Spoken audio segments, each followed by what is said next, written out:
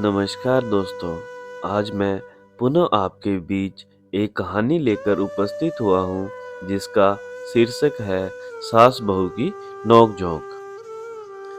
तो चलिए कहानी शुरू करते हैं। बहू कहाँ मर गई? अंदर से आवाज आई। जिंदा हूँ माँ जी। तो फिर मेरी चाय क्यों अभी तक नहीं आई? कब से पूजा करके बैठी हूँ। ला रही हूँ माँ जी। बहू चाय के साथ भजिया भी ले आई। सास ने कहा, तेल का खिलाकर क्या मारेगी? बहू ने कहा, ठीक है माँ जी, ले जाती हूँ। सास ने कहा, रहने दे, अब बना दिया है तो खा लेती हूँ। सास ने भजिया उठाई और कहा, कितनी गंदी भजिया बनाई है तुमने।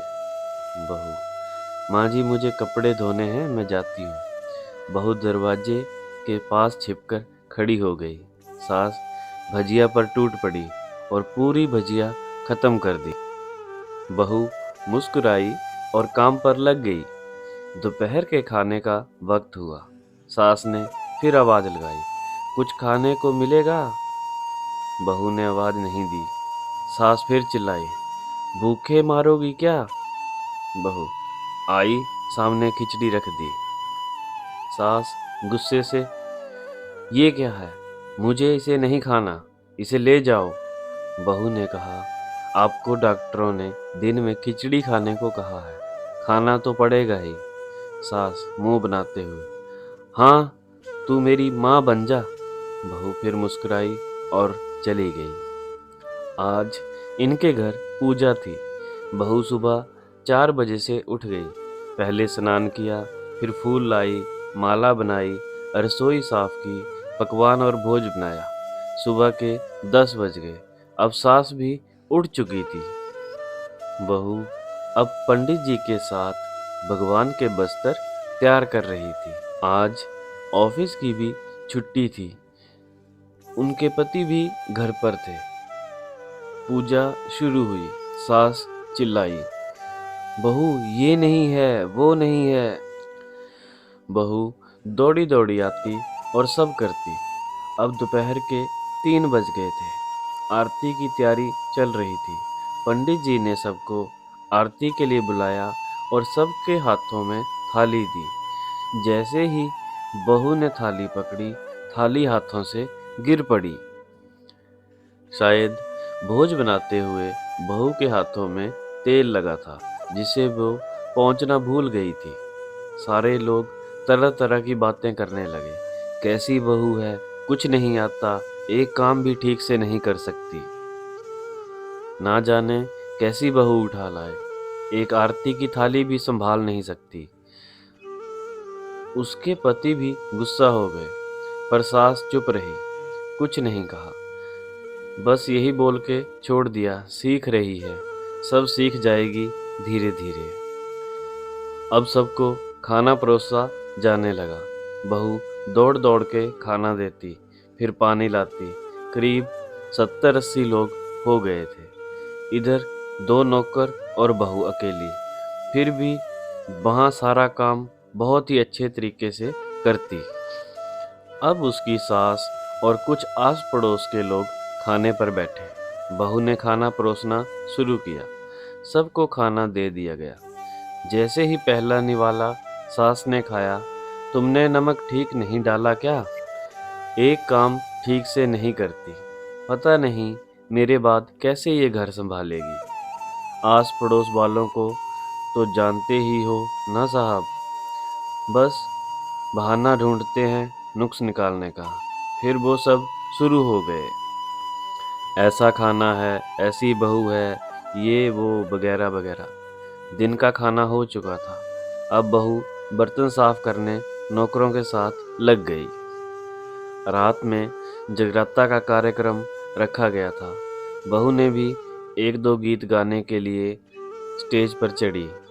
सास जोर से चिल्लाई, मेरी नाक मत कटा देना, गाना नहीं आता तो मत गा, वापस आ जा। बहू मुस्कुराई और गाने लगी। सब ने उसके गाने की तारीफ की, पर सास मुंह फुलाती हुई बोली, इससे अच्छा तो मैं गाती थी जवानी में। तुझे तो कुछ भी नहीं आता। बहू मुस्कुराई और चली गई। अब रात का खाना खिलाया जा रहा था। उसके पति के ऑफिस के दोस्त साइड में ही ड्रिंक करने लगे। उसका पति चिल्लाता, थोड़ा बर्फ लाओ, तो सास चिल्लाती, यहाँ दाल नहीं है। फिर चिल्लाता, कोल्ड ड्रिंक नहीं है, पापड़ ले आओ। इधर उधर आखिरी में उसके पति की शराब गिर पड़ी उसके एक दोस्त पर और बोतल टूट गई। पति गुस्से में दो झापड़ अपनी पत्नी को लगाते हुए कहता है, जाहिल कहीं की, देखकर नहीं कर सकती, तुझे इतना भी काम नहीं आता। सारे लोग देखने लगे। उसकी पत्नी रोते हुए कमरे की तरफ दौड़ी। फिर उसके दोस्तों ने कहा, क्या यार, पूरा मूड खराब कर दिया। यहाँ नहीं बुलाया होता, हम कहीं और पार्टी कर लेते। कैसी अनपढ़ गंवार बीवी ला रखी है तूने। इसे तो मेहमानों की इज्जत और काम करना तक नहीं आता। तुमने तो हमारी बेइज्जती कर दी। अब आस पड़ोस की औरतों को और बहाना मिल गया था। वो कहने लगी, देखो क्या कर दिया तुम्हारी बहू ने, कोई काम की नहीं है। मैं तो कहती हूँ अपने बेटे की दूसरी शादी करा दो, छुटकारा पाओ इस गंवार से। सास उठी और अपने बेटे के पास जाकर उसे थप्पड़ मारा और कहा, अरे नलायक, तुमने मेरी बहू को मारा, तेरी हिम्मत कैसे हुई, तेरी टांगें तोड़ दूंगी। उसके बेटे के दोस्त कुछ कहने ही वाले थे कि उसकी माँ ने घूरते हुए कहा, चुप, बिल्कुल चुप, यहाँ दारू पीने आए हो, जबकि पता है आज पूजा है और तुम्हें पार्टी करनी है।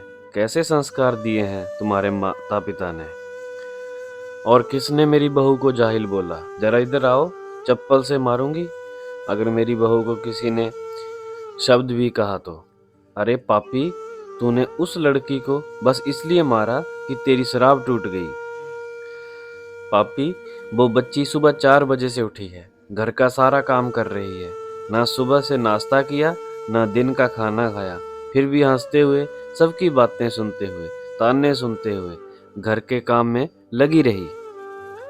तेरे यार दोस्तों को वो अच्छी नहीं लगी, जूते से मारूंगी तेरे दोस्तों को जो कभी उन्होंने ऐसा कहा। उसके यार दोस्त चुपके से खिसक लिए। अब सास बहू के कमरे में गई और बहू का हाथ पकड़कर बाहर लाई। सबके सामने कहने लगी, किसने कहा था अपनी बहू को घर से निकाल के दूसरी बहू ले आना, जरा सामने आओ। कोई सामने नहीं आया। फिर सास ने कहा, तुम जानते भी क्या हो इस लड़की के बारे में। ये मेरी माँ भी है, बेटी भी। माँ इसलिए मुझे गलत काम करने पर डांटती है और बेटी इसलिए कभी कभी मेरी दिल की भावनाएं समझ जाती है। मेरी दिन रात सेवा करती है, मेरे 1000 ताने सुनती है, पर एक शब्द भी गलत नहीं कहती, ना सामने ना पीठ पीछे। और तुम कहते हो दूसरी बहू ले आऊं। याद है ना छुटकी की दादी, अपनी बहू की करतूत। सास ने गुस्से से पड़ोस की महिला को कहा, अभी पिछले हफ्ते ही तुम्हें मियाँ बीबी भूखे छोड़ घूमने चले गए थे। मेरी ऐसी बहू ने 7 दिनों तक तुम्हारे घर पर खाना पानी, यहाँ तक कि तुम्हारे पैर दबाने जाती थी, और तुम इसे जाहिल बोलती हो। जाहिल तो तुम सब हो जो कोयले और हीरे में फर्क नहीं जानते। अगर आइंदा मेरी बहू के बारे में किसी ने एक लफ्ज भी बोला तो मुझसे बुरा कोई नहीं होगा, क्योंकि ये मेरी बहू नहीं, मेरी बेटी है। बहू सिसकियां लेते हुए फिर कमरे में चली गई। सास ने एक प्लेट उठाई और भोजन परोसा, बहू के कमरे में खुद ले गई। सास को भोजन लाते देखा तो बहू ने कहा, अरे माँ जी, आप क्या कर रही हो, मैं खुद ले लेती। सास ने प्यार से ताना मारते हुए कहा, डर मत, इसमें जहर नहीं है, मार नहीं डालूंगी तुझे। तुझे नई सास चाहिए होगी, पर मुझे अभी तू ही मेरे घर की बहू चाहिए। बहू ने अपनी सास को रोते हुए गले से लगा लिया। सास भी रो दी पहली बार और कहा, चल खाना खा ले। फिर मजाक करते हुए कहा, फिर मेरे पैर दबाने चले आना, और ये ख्याल मन में मत लाना कि सास पैर दबाने को बोलती है। किसी दिन मैं इसका गला दबा दूंगी, क्योंकि कभी मैं भी ये सोचती थी। दोनों खूब हंसने लगती हैं। अगर ये कहानी आपको अच्छी लगे तो चैनल को लाइक और सब्सक्राइब जरूर कर लें। धन्यवाद।